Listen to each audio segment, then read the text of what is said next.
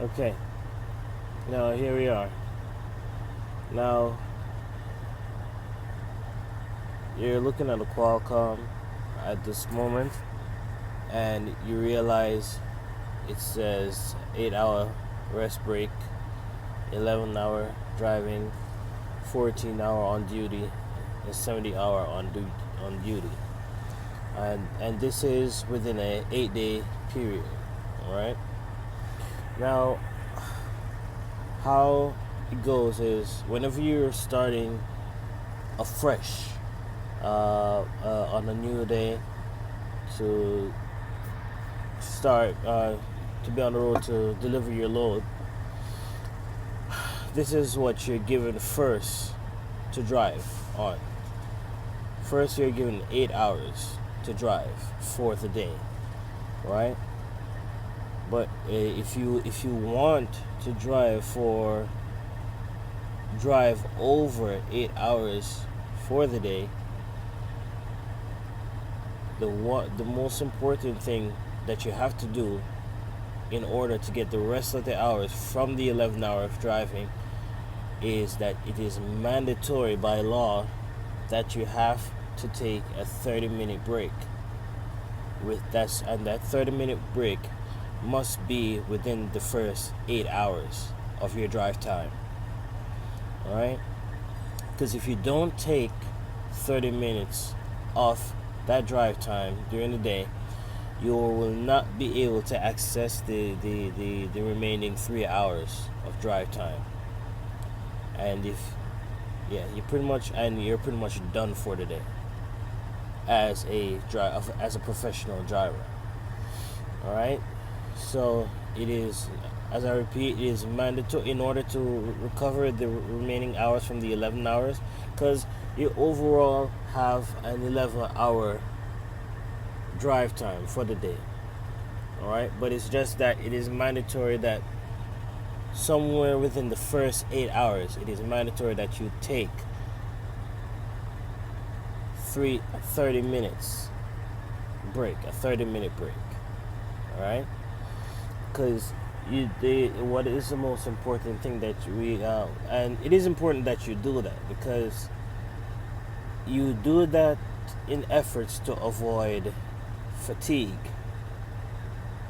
And fatigue is like the number one cause of death of amongst truck drivers, and a lot of fatal accidents that you may see and hear on the highways, on the news and so on and so forth, is the number one cause of death, just due to the fact that drivers have not taken their rest, a 30-minute break, and not only that, haven't got enough rest overall before they even drive. Okay. And then now, if you notice, you have 14 hours on duty.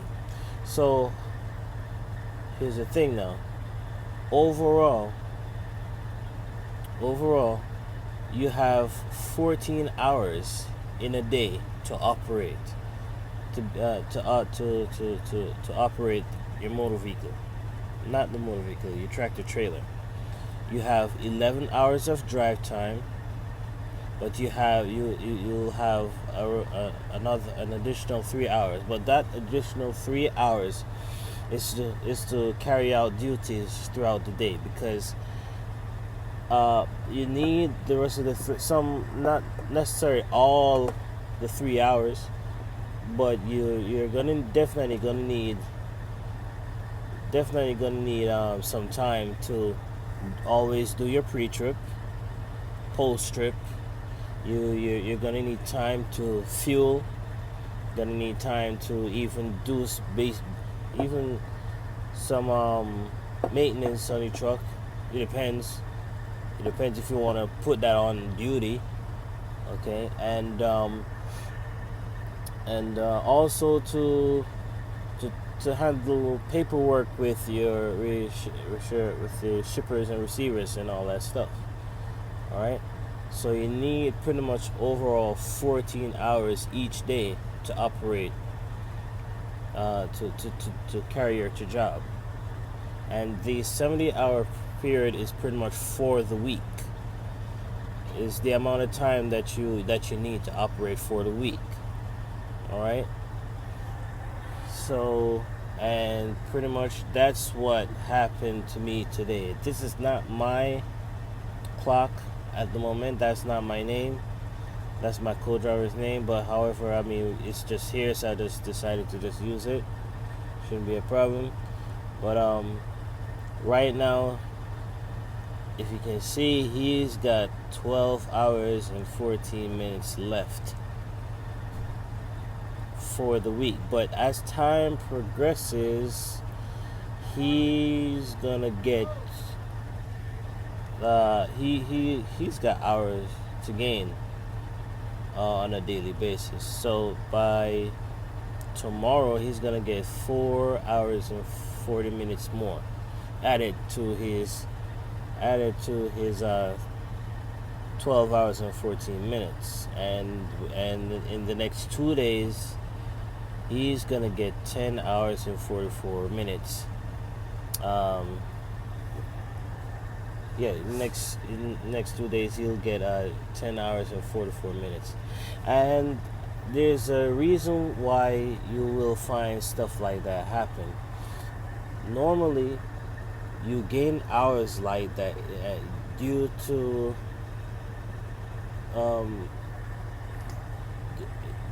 the way how it works is, as I said, you have 11 hours in a day of drive time, right?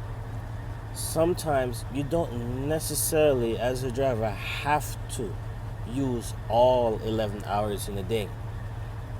Okay, so let's just say